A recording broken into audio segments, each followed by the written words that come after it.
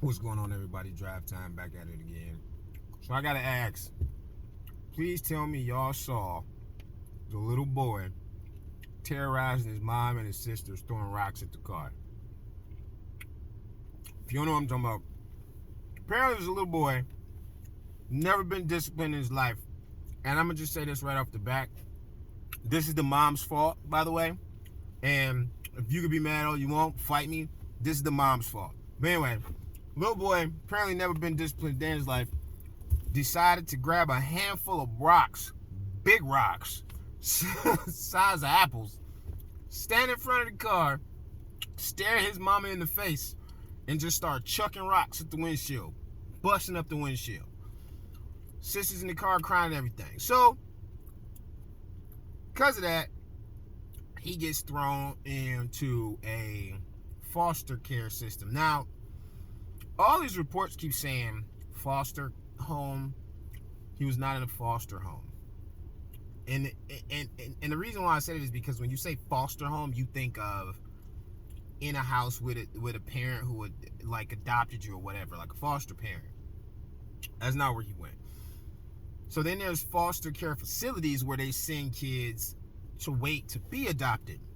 That ain't where he went either. He went to a juvenile detention facility, which is basically the equivalent of baby jail.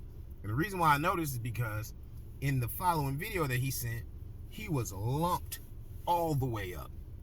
That's not going to happen in a foster home. That's not going to happen in foster care.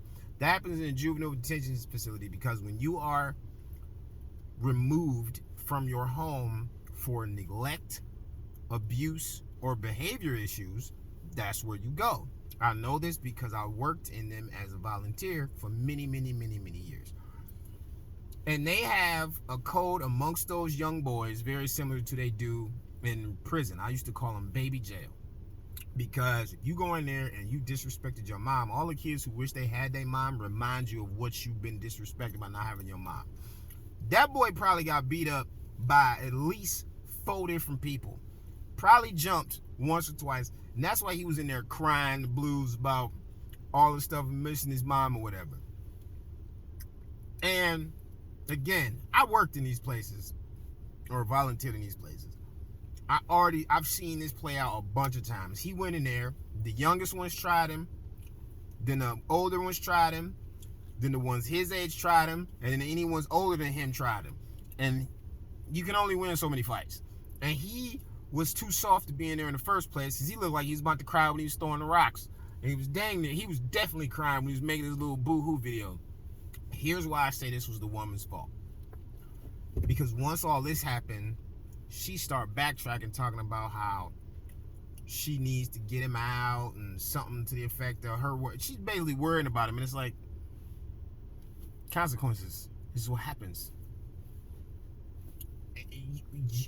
She had to allow them to take him, mind you.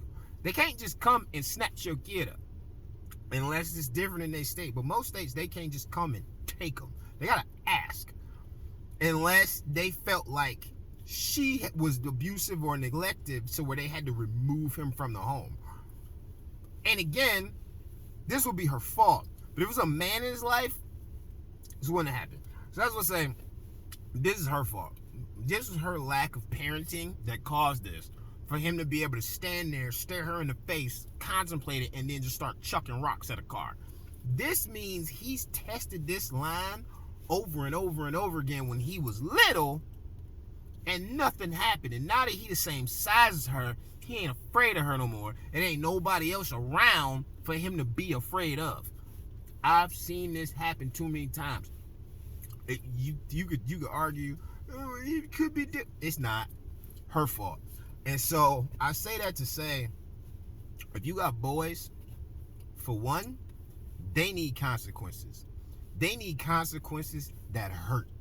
It either needs to hurt their mind, it either needs to hurt their emotions, or it either needs to hurt their bodies. I'm not saying you got to put hands on them. I'm not saying you got to go belt on them. But I am saying it's got to stick out. It's got to be something to where they like, I never want to experience this again. If you take their video game and sledgehammer it, if you make them do push-ups until they collapse, if you make them sit at the table silent. Whatever it is that makes that kid tick, you got to do that, and you got to make it so that they are in a position to think to themselves, I don't ever want to go through this again. Otherwise, they get older, they get as big as you, and then they feel like, what you gonna do? You couldn't handle me when I was small. You definitely can't handle me now. And then they end up in the detention facility, and them boys will handle them just like they handled this.